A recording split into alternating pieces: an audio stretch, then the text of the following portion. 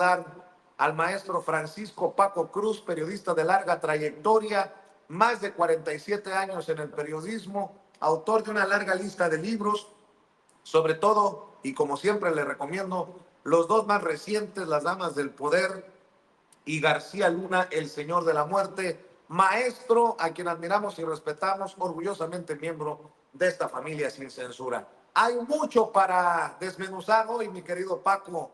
¿Cómo estás? Te saludo con mucho gusto. Vicente, mira, buenos días, sé que está por ahí Pepe, va a llegar el licenciado Gutiérrez, Gutiérrez Pliego. No, sí hay muchísimo, pero el primero de los, es que cómo podemos calificarlo, golpistas, conspiracionistas, cualquier calificativo que le apliquemos a personajes como Alfredo Gutiérrez Ortiz Mena, quedan cortos. Intentaron por todos los medios, y digo intentaron porque es una mafia de 8, comandada claramente por la ministra presidenta Norma Lucía Piña Hernández. Es una mafia de 8, por eso digo, intentaron por todos los medios descarrilar al país, descarrilar la presidencia de Claudia Sheinbaum Pardo, han hecho todo lo posible. No pueden, ahora ya lo decían Andrade, el doctor Andrade, hace unos momentos, están destazando a la Constitución, van a pasar a la historia como eso, como ampones, como ladrones. Este hombre que se dedicaba a perdonar impuestos a los grandes, a magnates de este país, 356 mil millones de pesos nada más, ya se van. ¿Cuánto tiempo más van a prolongar esto? Todavía no lo sé, pero tienen de aquí al próximo viernes, para hacerlo, y el Congreso de la Unión, que es el facultado para eso, tomar las decisiones que correspondan, Vicente, pero pues ya tenemos ahí renuncia, producto de qué, de que no supieron adaptarse al cambio, de que no entendieron y de que son personajes, hay que decirlo abiertamente. Alfredo Gutiérrez Ortiz Mena era un ministro al servicio de los magnates y de las grandes empresas de este país y del extranjero. Sí que bueno que se vayan, Vicente. Claro, van a dejar un pequeño problema, pero yo espero que el Congreso tenga ya lo que va a ser después de los anuncios de ayer, como empezó a circular el dictamen del ministro Carrancá. Así que espero que ya lo tengan, pero qué bueno que se van, Vicente. ¿Cómo ves, Pepe Rebeles, el querido Pepe Rebeles, José Rebeles, maestro de maestros, más de 50 años en el periodismo? Le recomiendo su más reciente libro, Necropolítica y Narcogobierno, Nuevas Dinámicas de Poder en México, que se presentó recientemente en la Feria Internacional del Libro del Zócalo, y a quien nosotros nos da mucho orgullo recibir en esta mesa de maestros de seguridad nacional. Querido Pepe, te abrazo a la distancia. Muchas cositas le decía Paco sobre la mesa, sobre todo esta noticia de último minuto.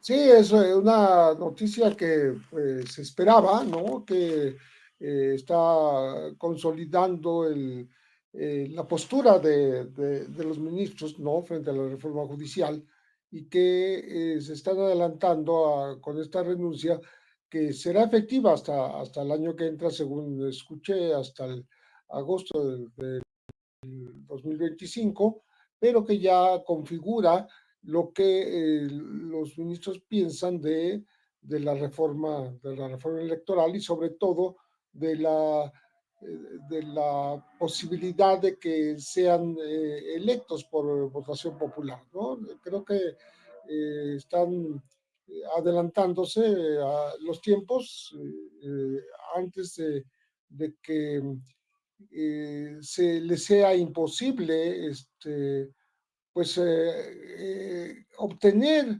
una jubilación de por vida, ¿no? Creo yo que ahí está parte del interés que tienen en adelantar estas renuncias, porque de otra manera se les puede ir el tiempo.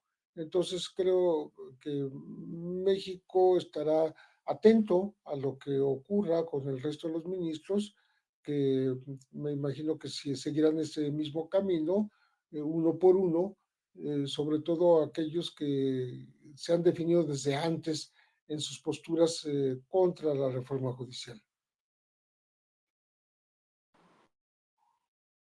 Así es, y bueno, reapareció en la mañanera Alejandro Gertz Manero, el fiscal general de la República, mi querido Paco, mi querido Pepe. Creo que lo más destacado de su participación fue confirmar que Ismael Zambada, el Mayo, fue secuestrado y que se le ha pedido una explicación a Estados Unidos, entre otras cosas, para que se determine por qué no se arrestó al piloto de esta aeronave que creo que tenía sobrepuestas placas, registro, y bueno, si me permite, don David, a ver si Toño, don David tienen este momento en donde el fiscal general de la República, Alejandro Gertz Manero, da una explicación. Creo que nos merece muchísimas más explicaciones de casos emblemáticos de esta guerra contra la corrupción que encabezó en su momento el expresidente Andrés Manuel López Obrador, que continúa la doctora Claudia Sheinbaum, pero lo voy a decir con mucho respeto, qué bueno que no estuve en la mañanera, si no me iban a decir los compañeros, ahórrate el golpe, nótese mi sarcasmo, pero bueno, vamos a ver y escuchar lo que ocurrió y ya que nos den sus opiniones los maestros Paco Cruz y Pepe Reveles.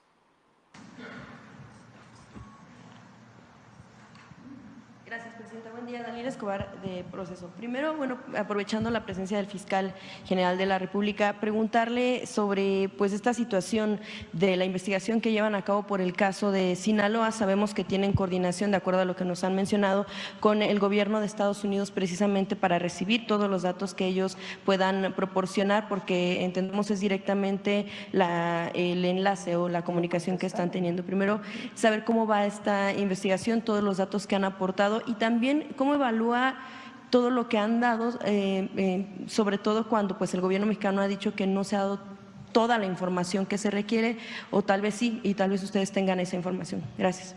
Para empezar.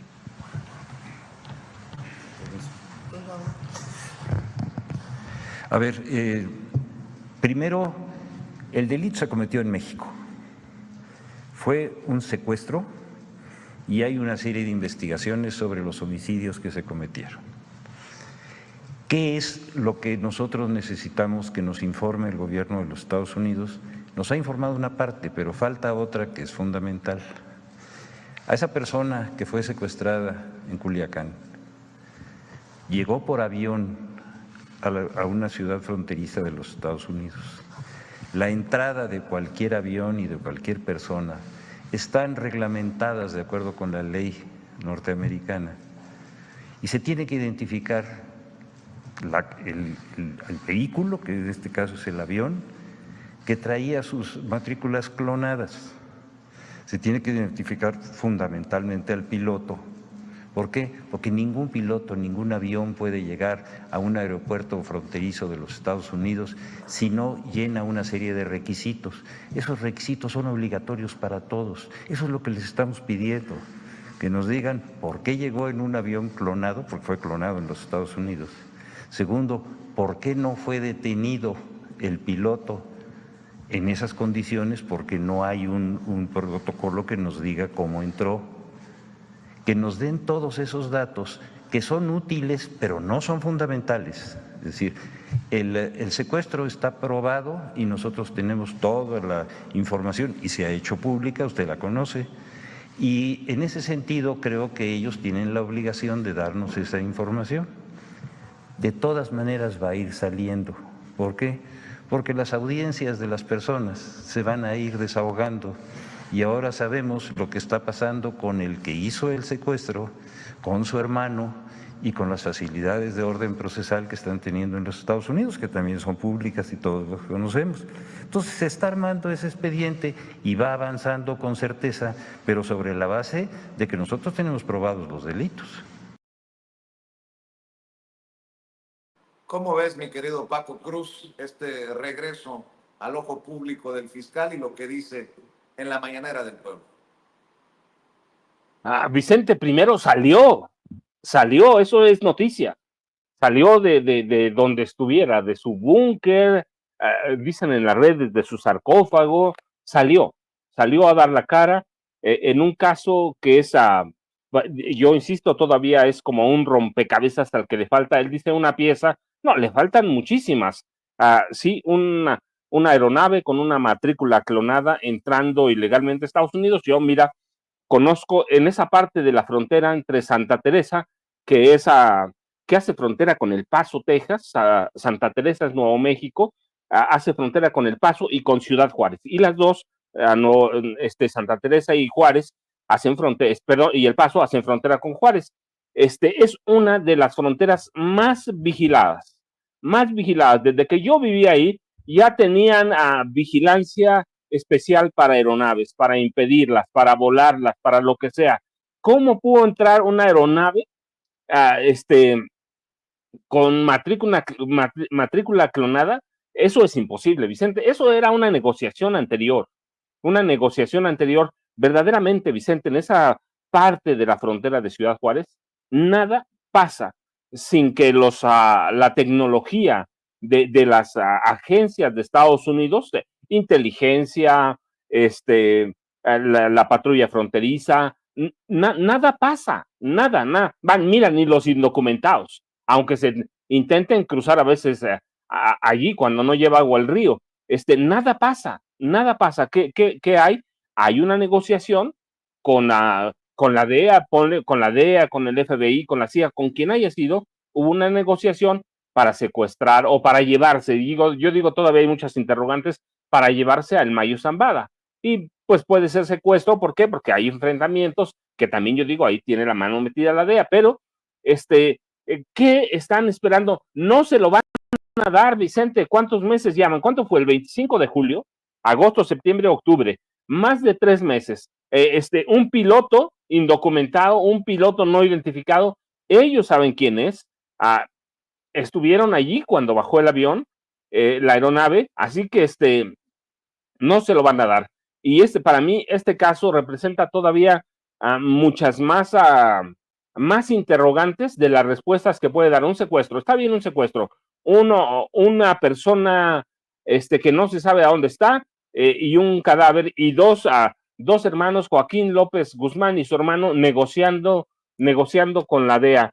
Así que es un caso que incluye un secuestro internacional, ¿sí? O invasión a un país. Hay muchas interrogantes, Vicente. ¿Las va a resolver Estados Unidos? Yo digo que no. Van a ir saliendo en el juicio. Lo que quiera Estados Unidos que salga, va a salir. Lo otro se lo van a reservar. Al piloto lo van a esconder. ¿Por qué? Porque le pondrían un círculo de tiro al blanco en la espalda. Así que hay cosas que no vamos a saber. Va a pasar mucho tiempo, pero bueno, mira, lo importante es que está trabajando, confirma que es un secuestro, o por lo menos la teoría que ellos tienen, y nos dice, pues Estados Unidos no quiere dar información y tampoco se la podemos arrancar. Así que es un caso todavía que va a llevar meses y meses para que nos enteremos. ¿Por qué? Porque es un caso, yo insisto, desde el primer día, que tiene implicaciones políticas, además de las legales por el tráfico de droga, tiene implicaciones políticas, y no van a dar a conocer eso. No lo van a dar, ¿por qué? Porque ellos sabían que iba a llegar esa aeronave, sabían a dónde, y esa parte, te digo, no pasa nada. No pasa nada, porque hay tecnología para hacerlo, pero desde hace mucho. Así que Estados Unidos va a seguir dejando un gran misterio. Para mí lo importante es que salió Gert Manero. Ojalá mantenga esa actitud de trabajo y de colaborar con la presidenta Claudia Sheinbaum Pardo, Vicente. ¿Tú cómo lo ves, mi querido Pepe? Mira, es un asunto muy intrincado en el sentido que Estados Unidos está guardando mucha información. Lo que está haciendo Alejandro Gertz, que aparece pues otra vez en público, es pedirle información a los Estados Unidos, que dé certeza, que dé información con suficiente respaldo para poder desentrañar lo que realmente ocurrió. De hecho, ya está dando como un hecho que se trató de un secuestro.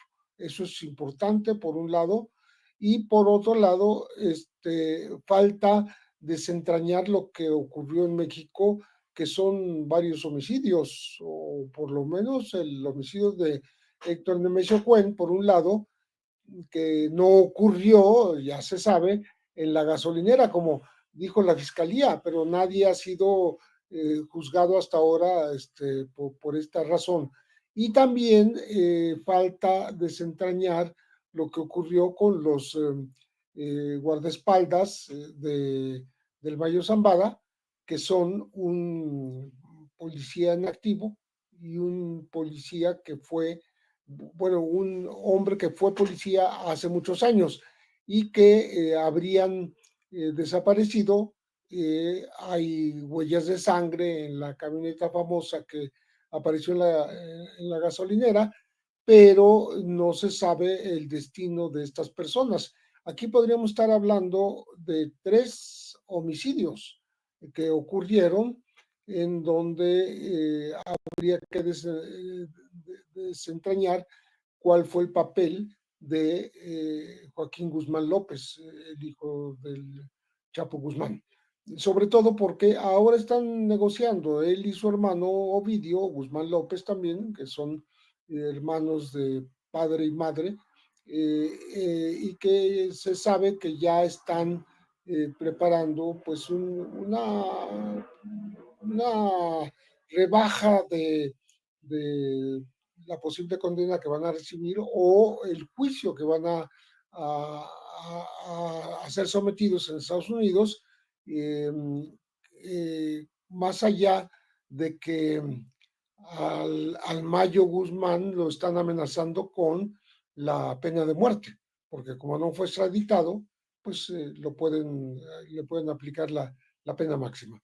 Entonces, falta todo eso, falta la negociación de los chapitos, qué van a dar, qué van a dar a conocer, qué va a dar a conocer el propio Mayo, ¿no? Si el Mayo se va a allanar también a negociar, a hacer un testigo protegido para salvar la pena de muerte. De todas maneras, es un hombre de 76 años, muy enfermo. Se habla de que tiene un cáncer, ¿no? Y que pues no le quedan muchas opciones en los Estados Unidos. Entonces, estamos hablando de un tema binacional que implica asesinatos, que implica eh, la protección de ciertos datos que puedan aportar tanto el Mayo como los Chapitos, y entonces estamos apenas en el inicio de un asunto que ya lleva 3 meses de ocurrido, este secuestro transnacional del Mayo Zambada, pero que no sabemos qué va a pasar en el futuro, sobre todo porque implica también las elecciones en Estados Unidos, que influyen en todo este tema, y sobre todo el interés de tanto de los republicanos como los demócratas en plena coyuntura electoral, porque quieren castigar a los mexicanos por la producción de fentanilo, que es un tema muy sensible para Estados Unidos. Se están muriendo, o podría ser 100,000 estadounidenses por el consumo de esta sustancia sintética prohibida, y que los culpables para los Estados Unidos están en México, y podrían empezar con el Mayo Zambada y con los Chapitos. Entonces, no es nada más un tema de secuestro transnacional, es un tema de posiblemente 3 homicidios, y también de la comprobación de que el fentanilo llega desde laboratorios que están en Sinaloa, y que estos 3 personajes, los Chapitos y el Mayo, son responsables de la introducción a los Estados Unidos de estas sustancias. Entonces, estamos apenas empezando lo que va a ser un juicio largo, que, que va a afectar también las relaciones México-Estados Unidos, ¿por qué no decirlo? también importante que en la mañanera apareciera Omar García Harfuch, el secretario de Seguridad, mi querido Paco, mi querido Pepe, y hablara de este músculo que tal vez del que no se habla mucho en los medios corporativos. Habló de decomisos, habló de detenciones, incluso hay que decir, hay que destacar que el secretario de la Defensa Nacional, el general Ricardo Trevilla, por ahí le puso, es mi opinión, es mi lectura, un freno, un estate quieto a la revista Proceso al hablar de las supuestas violaciones de derechos humanos. Esta narrativa que hemos mencionado se está moviendo de que se terminó la estrategia de abrazos no balazos y que básicamente se está regresando al mátalos en caliente por un video que circuló profusamente en redes sociales. ¿Cómo lo viste tú, Paco? Mira, Vicente, sí, pero sí tiene el ejército que aclarar muy bien, primero empezando por el general Trevilla, sí tiene que aclarar muy bien lo que pasó. Ciertamente uno puede editar, uno puede manipular, alterar un video, pero recuerda, con esas cosas pueden ser usadas por la vieja prensa, la prensa corporativa, para no solo para golpear, sino para sembrar la semilla de que Claudia Sheinbaum Pardo va a regresar a la política de Felipe Calderón Hinojosa. Yo estoy seguro que no. Yo de hecho sostengo que todo el proyecto de trabajo de Omar García Harfuch es en mucho abrazos, no balazos, desde su concepción con otros nombres, bajo otras reglas, pero es en mucho. Primero vamos a atender las causas para atender que la violencia estructural derivada de qué, de la pobreza, el abandono de los jóvenes. No digo que la pobreza sea responsable de la violencia, digo en parte. Y lo que hace la doctora Claudia Sheinbaum Pardo es eso, y lo delinea muy bien Omar García Harfuch, pero actos como esta escena que se ve, mátalo, remiten o lo usa la prensa para qué, para remitirnos a lo pasado, para golpear, y eso ellos tienen que estar conscientes. El general, el almirante, Omar García Harfuch, eso lo van a usar y tienen que ser muy cuidadosos. Saben que ahora en este país está lleno de cámaras, o que cualquiera de nosotros con un celular puede grabar cualquier cosa. Tienen que ser muy cuidadosos eso, Vicente, porque lo que está haciendo la prensa es atizar o abonar para tratar de meter un poco de intranquilidad o de sembrar desconfianza. Así que eso lo tiene que aclarar muy bien en general. Más allá de lo que diga un periodista o una periodista, tienen que ser hechos que sean muy claros, muy contundentes, porque recuerda, hasta en los gobiernos de Enrique Peña Nieto y Felipe Calderón, teníamos a una Marina Armada y un ejército terrestre que eran muy letales. La orden era no dejar heridos. Esa era la orden de Calderón, no dejar heridos. Así que mataban y remataban a todos. Y con Peña también hubo episodios, pero abiertamente en la que los soldados remataban a las personas. Así que ahora el general Trevilla tiene que ser muy cuidadoso con eso. El almirante también tienen que ser cuidadosos con eso. ¿Por qué? Porque todo el mundo los puede grabar. Y recuerda, también mucho del trabajo que hagan ahora también es percepción. Y la prensa va a sembrar eso, la percepción, la prensa vieja. Van a sembrar percepciones, van a tratar de manipular, así que tienen que llegar a eso. Y lo otro, mira, de pronto yo creo que todavía Omar García Harfuch todavía no se engancha bien, todavía no se engancha bien. Estas preguntas que hay ahí, la orden o el espacio que tiene para responder preguntas, para dar a conocer todo lo que ha hecho, creo que todavía tiene que aprender mucho. Todavía yo lo noto fuera de cancha.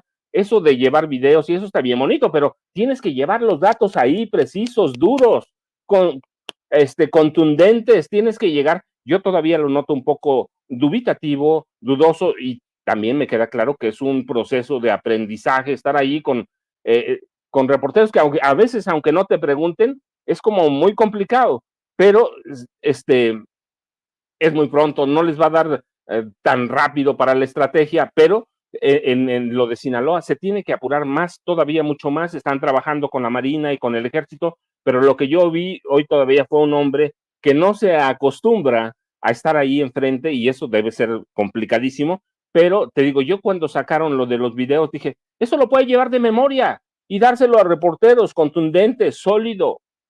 Lo otro es, pues, es parte de las estadísticas frías que nosotros podemos conseguir, pero es un hombre que le falta cancha, pero yo lo que veo, están trabajando, están tratando de descifrar cómo opera este país en lo que es el crimen organizado, pero además tienen otros problemas, que tiene la presidenta, tiene el problema de la Suprema Corte, del Poder Judicial, y tiene que atender muchas cosas, pero lo que yo vi, por lo menos, están trabajando, lograron sacar a Gertz Manero de su agujero, de su escondite, lo que sea, y pues lo que va a hacer la presidenta es hacerlos, lo que hacía el presidente López Obrador, que den la cara, y creo que Omar García Harfuch va a tener que aprender bastante, pero bueno, pues tienen menos de un mes, van a cumplir un mes este fin de semana, así que Sinaloa sigue siendo su gran reto, Vicente, y lo van a tener ahí, y debe recordar toda la prensa del país,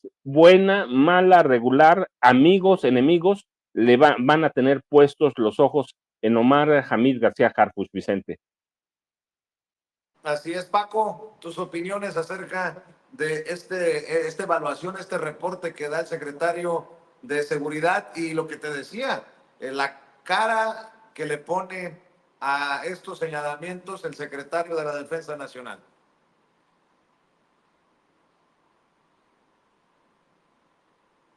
Sí, me parece que hay un logro que es la captura de un generador de violencia, que es el Edwin N, alias el Max, que da a conocer exactamente García Harfuch. Eso es interesante y sobre todo en la combinación que hay, en la coordinación que tiene que haber con el ejército y la intervención del secretario de la Defensa, Ricardo Trevilla Trejo, hablando de que se va a actuar con el respeto a los derechos humanos, o sea, no va a haber, digamos, desconocimiento de lo que haga en el ejército con esta actuación, porque inmediatamente se va a transmitir a estos detenidos que se den, sobre todo en Sinaloa, es el punto en donde se está viendo esta situación, que se remiten inmediatamente a las autoridades civiles, al Ministerio Público. No se van a detener a personas que se queden en manos de las Fuerzas Armadas, sino que inmediatamente se van a remitir a la autoridad civil.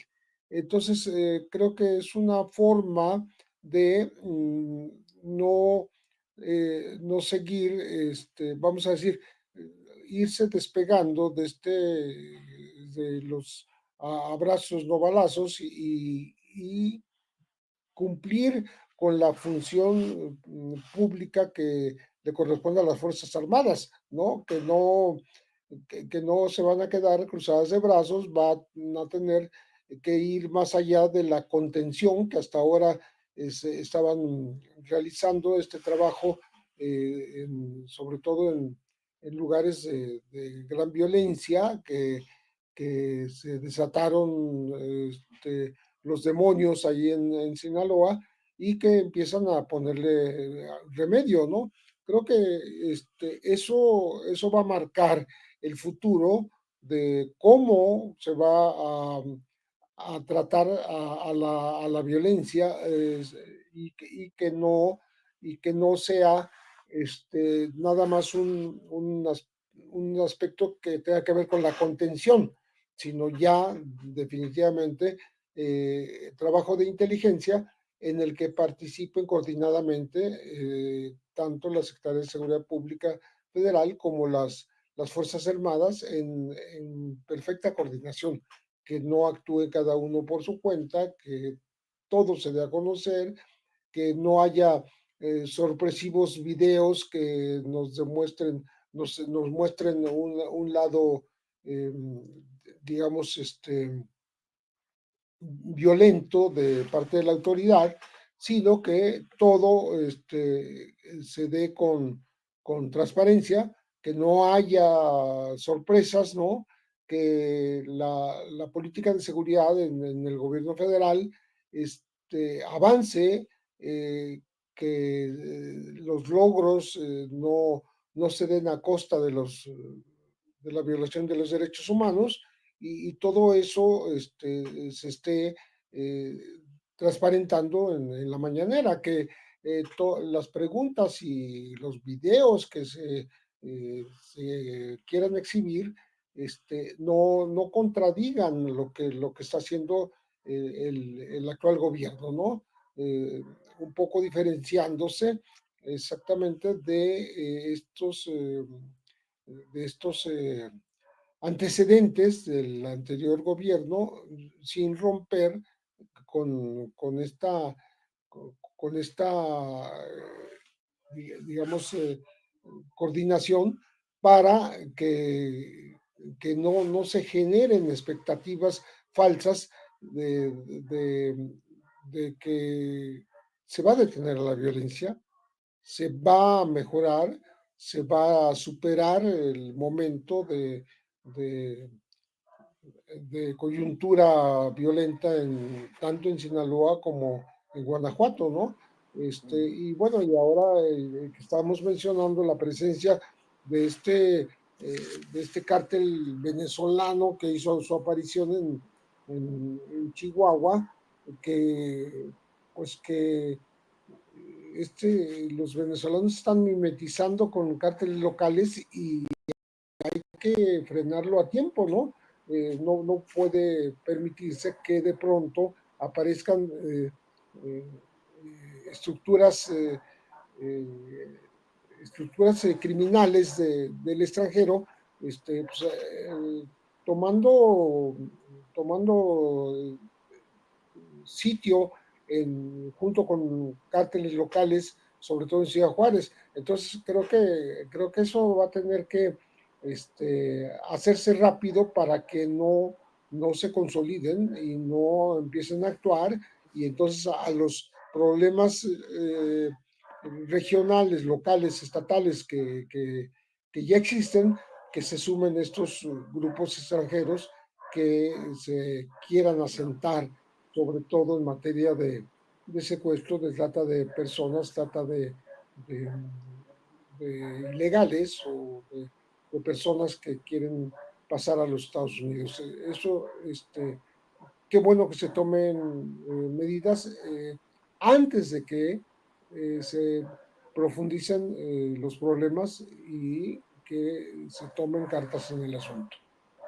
Así es, déjenme ya incluir a la mesa, en la conversación, al querido amigo, al abogado César Gutiérrez Priego, que ha hecho circo, maroma y teatro en el tráfico de la Ciudad de México para enlazarse con nosotros, y además porque este tema es el que le ocupa en la columna que publica el día de hoy en La Silla Rota, el caso Sinaloa, el caso Guanajuato, en un día en el que se presentan en la mañanera del pueblo que encabeza la presidenta Claudia Sheinbaum, las autoridades de seguridad de nuestro país. Querido César, ¿cómo estás? Te saludamos con mucho gusto.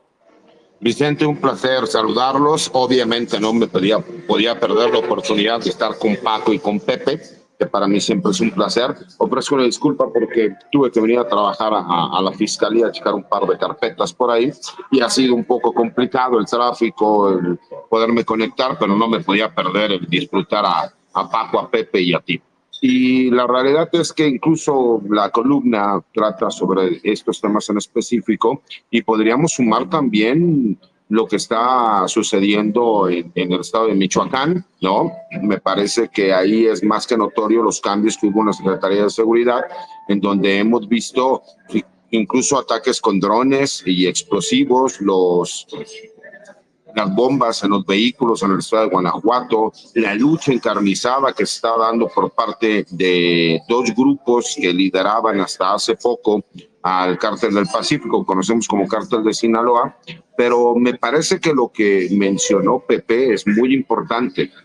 El Tren de Aragua es un grupo criminal con la fuerza suficiente para poder establecerse en el país. Y si bien es cierto, en Chihuahua ya tiene una base fuerte donde ha estado trabajando, hemos tenido también conocimiento de su presencia en la Ciudad de México y en el Estado de México. Y me parece que es un foco rojo que tendría que poner atención el gobierno federal, así como los gobiernos locales. Porque imagínate si hemos tenido la problemática de que los grupos criminales nacionales han estado contratando a personas de Sudamérica, de Centroamérica, del extranjero, y que hemos tenido la problemática que hemos tenido por la forma de trabajo que tienen y la forma de violencia. Imagínate que un grupo criminal completo que viene de otro país, ¿no? Que viene de Venezuela con tácticas parecidas a los colombianos, por supuesto que sería un problema y un grave riesgo para el país y además para todas las autoridades locales, porque ellos tienen una forma de trabajo diversa,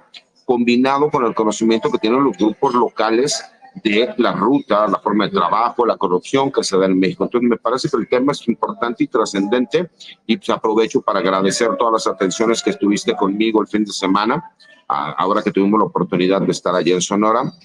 Refrendo que no solo eres un gran amigo, sino eres una excelente persona, mi querido Vicente. Gracias, mi querido César. Es recíproco, mi querido hermano, el querido César Gutiérrez Priego también. Además, hay que decirlo, aprovechando, César, le has lanzado un reto al fiscal de Querétaro por el caso que tomaste como propio, ¿no? Lo has arropado, el caso de esta niña de 14 años, el colmo de los colmos. A la niña nos la quieren meter a la cárcel por, dicen las autoridades en Querétaro, autoridades panistas, asesinar, matar a su propio hijo, y el violador. ¿O serán el fiscal y el gobernador Mauricio Curi, panistas todos, de la idea de a lo mejor no hubo violación? Pues es una niña de 14 años, cabrón, o sea, estaba viendo tus declaraciones, César, aprovechando la recta. Sí, Vicente, fíjate, me parece que aquí hay que darle un reconocimiento a la abogada y activista Mayra Dávila, que es la que ella, por medio de la asociación ADAX Digitales, inició a dar este apoyo a Esmeralda.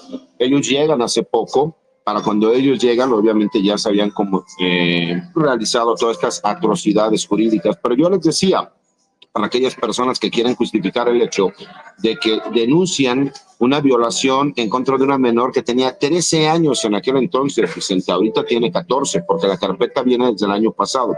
Y curiosamente esa carpeta de investigación se va a un no ejercicio de la acción penal autorizado por un agente del Ministerio Público y por un coordinador general, que es lo que anteriormente un subprocurador.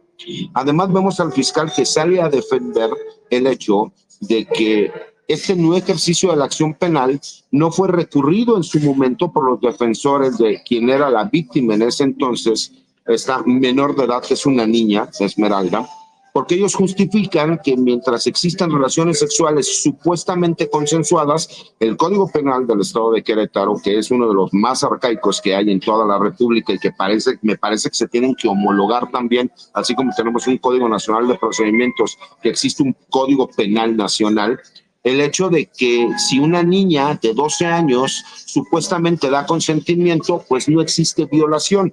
Pero entonces yo me pregunto, pues si está tipificado el delito de estupro en el Código Penal del Estado de Querétaro, y por supuesto que tuvo que haber una maquinación por parte de quien en este caso es un primo de ella, que tiene 17, 18 años, en donde la engañó para tener relaciones sexuales con ella, ya que consideran que no la obligó. Y me parece que eso es una locura y una aberración jurídica, mi querido Vicente, porque para esa carpeta que denunció la violación, curiosamente no hubo mayor dictamen que preguntarle nada más en este caso al presunto responsable, al que acusaban de violación. Y él señaló, no, es que no la violé, fue consensual. Ok, cerraron la carpeta de investigación.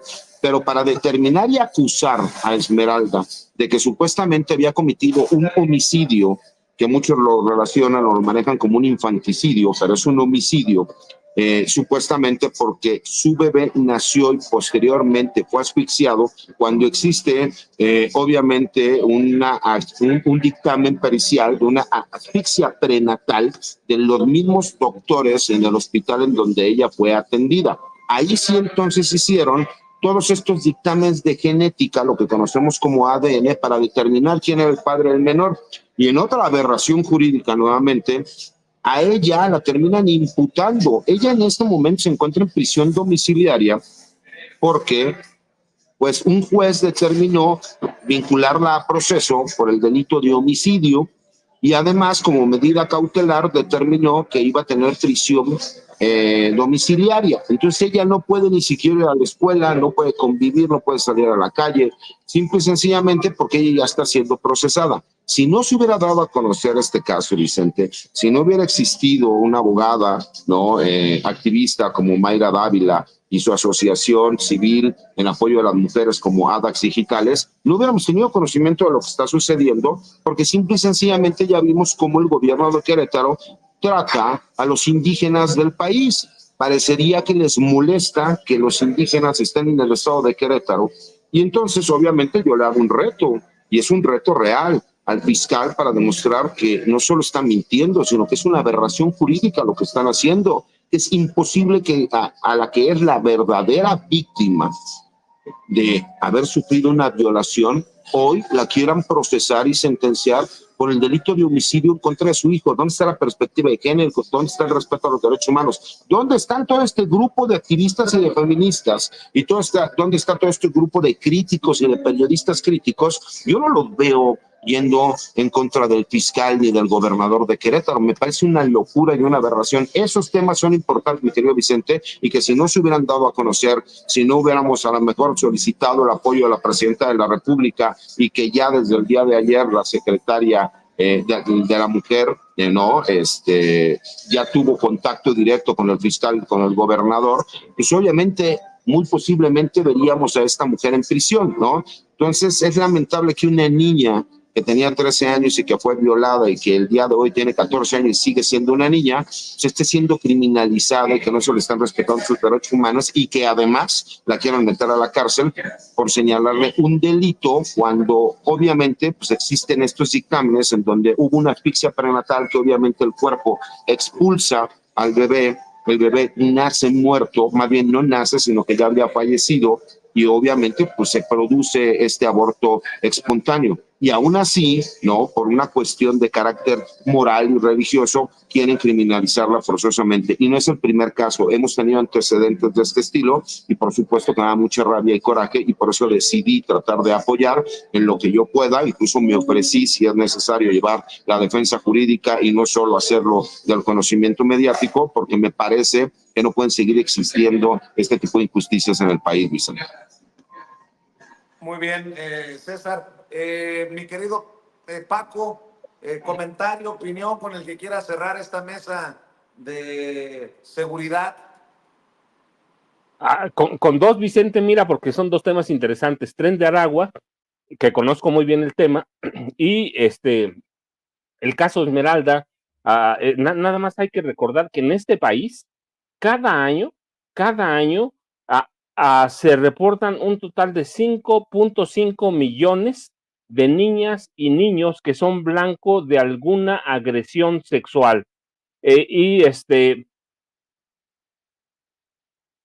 Hay organizaciones como Aldeas Infantiles que muestran que de cada 10 agresiones sexuales en contra menores de 12 años, es un caso similar, 13 años tenía cuando la violan, son cometidas en su propio hogar.